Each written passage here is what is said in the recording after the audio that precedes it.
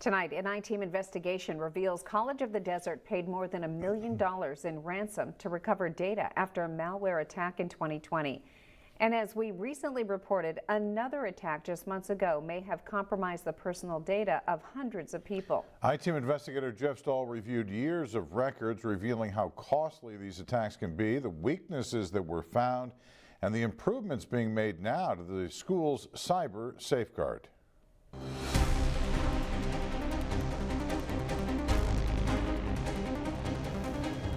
While College of the Desert says it's doing more now than ever before to prevent a future malware attack, the Board of Trustees says its current IT systems are still vulnerable and inefficient. It took nearly a month for all of COD's online student services to be restored following a damaging July 5th malware attack. Administrators called in the FBI to investigate. The school denied our I-Team request to see those communications. But earlier this month, it announced some people's personal data may be at risk. It was a 7-month span. Why did it take so long? We notified as soon as we could, as soon as we had solid information about the number of accounts and the potential information that was at risk from this malware attack. I contacted a cybersecurity expert who agreed 7 months is likely reasonable. Is what you're saying is that that's actually a reasonable amount of time, or should they have issued this warning sooner?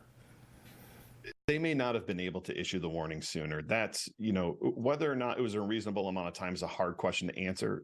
Nick Lumsden of Nigel Advisors says malware investigations often take more than a year to complete.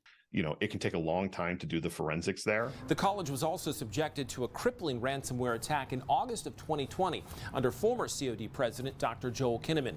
We obtained the college's timeline of that attack. It indicates that the school paid 3 ransoms to more than one attacker in Bitcoin, totaling more than $1.1 million. That payment made through an insurance company got their data back. A fax finding at that time noted previously identified obsolete servers were never replaced, even though there were technology replacement funds available. Emails the I-Team obtained from the college show IT workers also noted a campus computer infected with ransomware this last May. That machine was quarantined. Last year in March, the school with a contractor identified dozens of security weaknesses and vulnerabilities in its IT system, including obsolete and unsupported operating database servers, some using Windows 2008 still, and weak encryption protocols. The school said those servers were being replaced. These charts show 2% of the vulnerabilities were critical. Most, 87%, were medium threats.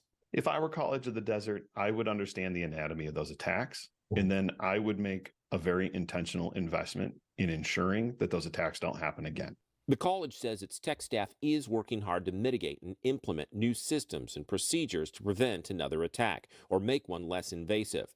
Multi-party authentication is one tool. So whether it's from your cell phone, whether it's from your email address, so some of these multi-party authentication systems are in place, and they do significantly add to protecting the systems that you're logging onto. COD also has a 5-year technology master plan describing the college's technology missions, goals, funding, training, also disaster recovery, privacy, and security. Can it happen again? Lumsden says hackers are always finding new ways to exploit the web-based systems students and staff depend on every day. But the key is to be prepared with the right equipment and procedures in place and people ready to respond. Should it be unnecessary if you were regularly backing up everything and properly isolating those backups? Correct. If you're doing the right things, if you have the right procedures, the right policies, you're doing the right backups, you should not have to pay a ransom. For the I-Team, Jeff Stahl, News Channel 3. Now, we have asked, but College of the Desert has not yet confirmed if it paid a ransom for the most recent malware attack. The experts have advice for anyone who uses a computer. Do not open links or attachments you don't trust, and keep your antivirus programs up to date.